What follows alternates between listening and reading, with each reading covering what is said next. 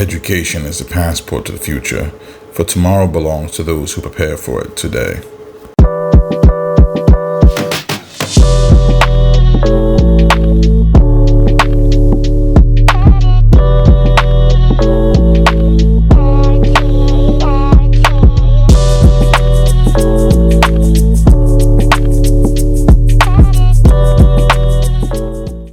Guys, Professor Presbury back with another episode of Hey Professor. I said that opening super fast, but it's fine. I'll slow it down for you. Hey guys, it's Professor Presbury. We back, y'all. We back. No. Don't worry about it. I don't know what I'm doing. I'm just doing a bunch of random stuff. Anyway, yes, Professor Presbury back with another episode of Hey Professor, the show where we talk about everything you want to know about allied health, health administration, health information management, health informatics, business management, etc., etc. I'm your Professor Javon M.H. Presbury. Welcome back. Today's episode is going to be about continuity of care. Now, what is continuity of care? Continuity of care is when, as a basic concept, you transfer from one healthcare organization to another. It should be seamless. Basically, as you transfer from one organization to another, your medical records should go with you. Therefore, everyone knows what's going on with you. Everyone knows your medical history, and you can kind of follow up as need be. Now, you're going to say to me, but Professor, I can speak. I have a mouth, and I can tell them what's going on. I'm going to tell you the truth. A lot of patients get things messed up. A lot of patients can really mix up words and, really jumble things up and just kind of confuse the process. I'm not saying that you're jerks. Nobody's saying nothing like that. I'm just saying that unless you're in the medical field, even in a tertiary non-clinical sense, you don't really know what's going on. You know what I mean? I've had patients who say that they had a hemorrhage, like, oh, I had a hemorrhage, here and there. And then I look up the medical records and they had a hernia. Two completely different things. And they mean two drastically different things. And if you go into a situation telling a physician that you had a hemorrhage when you really had a hernia, that's something different entirely. Long story short, patients are not as great narrators of their own medical history as they think. Your continuity of care is not just about ease of use, it's also about your safety. But let's actually circle back to things like privacy and security first. Let's start from the process, right? As a HIM director, I've had people under me that handle release of information. And a lot of that obviously ties directly into continuity of care. If they no longer want to be at my organization, they want to go to another organization, they're going to request their medical records. And they have a right to do so. The only thing is, sometimes you get people come in, they want the medical records, and then they don't have any proof of who they are. And they can be very adamant. I'm going to tell you, very adamant about who they are. I've had people come in asking for records for their children, but they have no proof of them being the parent. Or they'll say, look, I'm so-and-so's father, and they have a birth certificate, but they don't have a driver's license themselves with the picture to prove that they are who they are. And what do I do in those instances? I don't give them the records. Sorry.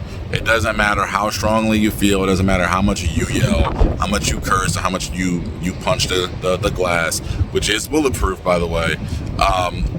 It doesn't matter. Like, there's nothing I can do for you. Like, I can't give the record to you because in a flipped situation, you wouldn't want the record given out, for somebody else. Right. We all know that you Pookie's daddy. But without the paperwork, we can't do nothing. We can't do nothing for you, right? I'm playing. No, but in all jokes aside, as much as I'm playing, I've had scenarios like that. Like, people really sit here and yell and do all this and that. And honestly, you really don't know. Because I've had situations where patients come in and they want the records for their child. Like, a woman will come in and ask for the records for her child. But then she'll also tell us, without us asking, that the man that she said was the father is not the father. Some other guy's the father.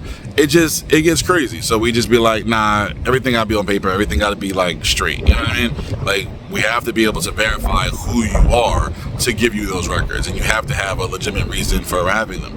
Now, I also want to talk about that. And this is just a little bit of a side note. If your person or if your child is 18, you can't get that person's records. They're an adult. They have to be able to come in and get their own records unless you have legal documentation saying that you're allowed to. But let's go back to continuity of care. Continuity of care really ties in with safety because, again, you can't communicate to the physician what your medical history of. Let's say that you have an allergy or something like that, and they need to take into consideration that you have a latex allergy or you have a peanut allergy. That kind of thing is definitely going to play into your care because maybe they can't have latex gloves. You have to have the other kind of gloves. Or maybe they look at the meals and they can't serve you peanuts or peanut butter or peanut butter and jelly sandwich. Like you can't have that. Your medical history dictates that it would not be safe for you. They won't know that without your medical records. That's a part of continuity of care. But then you also have the other side, where a patient could be on a table. I've literally seen this, right? A patient is on a table waiting for an operation, and the physician calls up because they need something merged or they need like the patient's records. A lot of places won't even schedule you for important surgeries without your medical records, because the physician doesn't want to know what they're walking in. They don't want to just walk into something that they don't know about. And they also want to make sure that everything's on the up and up, like things like your blood pressure are taken account of. Do you have a history of stroke? Do you have a history of heart attacks? What do they need to be aware of? I'm telling you, a lot of these healthcare places just won't see you without your medical records.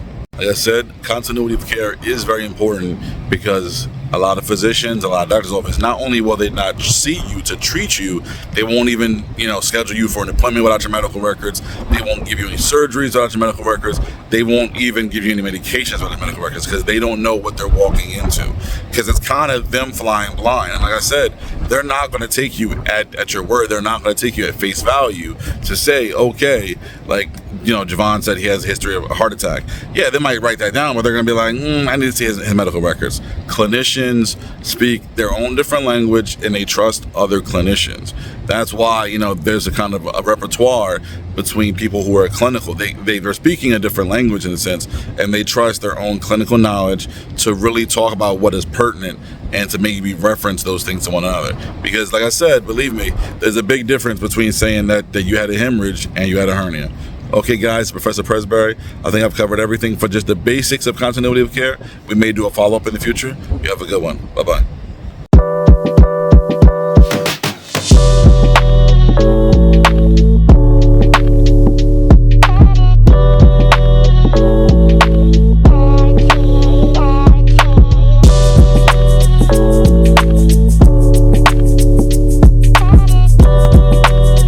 Intelligence is not enough. Intelligence plus character. That is the true goal of education.